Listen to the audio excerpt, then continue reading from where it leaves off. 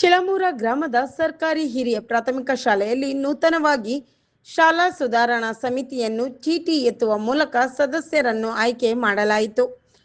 ಊರಿನ ಗ್ರಾಮಸ್ಥರ ಸಮ್ಮುಖದಲ್ಲಿ 10 ಜನ ಪುರುಷ ಸದಸ್ಯರು, 8 ಜನ ಮಹಿಳಾ ಸದಸ್ಯರು ಆಯ್ಕೆ ಮಾಡುವ ಕಾರ್ಯಕ್ರಮವು ನಡೆದಿದ್ದು, ಸದಸ್ಯರನ್ನು ಆಯ್ಕೆ ಮಾಡಿಕೊಂಡು ಸಮಿತಿಯ ಅಧ್ಯಕ್ಷರನ್ನಾಗಿ ಶ್ರೀ ಫಕೀರಪ್ಪ ಯಮನಪ್ಪ ದಳವಾಯಿ, ಉಪಾಧ್ಯಕ್ಷರನ್ನಾಗಿ ಶ್ರೀಮತಿ ಫಕೀರವ್ವ ಬೀರಪ್ಪ ರೊಟ್ಟಿ ಇವರನ್ನು ಅವಿರೋಧವಾಗಿ ಆಯ್ಕೆ ಮಾಡಲಾಯಿತು. ಈ ಸಂದರ್ಭದಲ್ಲಿ ಶಿಕ್ಷಣ ಇಲಾಖೆಯ ನೋಡಲ್ ಅಧಿಕಾರಿಗಳು, ಶಾಲಾ ಮುಖ್ಯ ಗುರುಗಳು, ಗ್ರಾಮಸ್ಥರು, ಗುರು ಹಿರಿಯರು, ಶಾಲಾ ಸುಧಾರಣಾ ಸಮಿತಿ ಸದಸ್ಯರು ಉಪಸ್ಥಿತರಿದ್ದರು. ಅವರ ಆಯ್ಕೆಯನ್ನ ಅನುಮೋದಿಸಿದ್ದೀರಿ.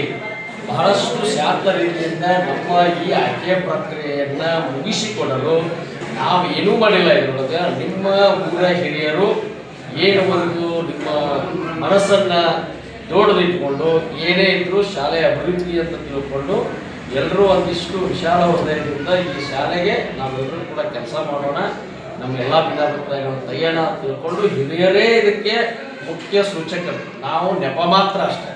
ಅವರೆಲ್ಲರೂ ಓಕೆ ಮಾಡಿ ಆಯ್ತು ಮಾಡಿಬಿಡೋಣ ಅಂದಾಗ ನಾವೆಲ್ಲರೂ ಸೇರಿ ಈ ಒಂದು ಆಯ್ಕೆ ಪ್ರಕ್ರಿಯೆಯನ್ನು ಬಹಳಷ್ಟು ಶಾಂತ ರೀತಿಯಿಂದ ಮುಗಿಸಿದ್ದೀವಿ. ಇನ್ನು ಮುಂದೆ ಉಳಿದಂಥ ಏನೇ ನಿಮ್ಮ ಎಲ್ಲ ಮೆಂಬರ್ಸ್ ಒಂದು ಸಭೆಯನ್ನು ಮಾಡ್ತಾರೆ, ಅದು ಸ್ವಾಗತ ಸಭೆಯೂ ಇರ್ತದೆ. ಅದಕ್ಕೆ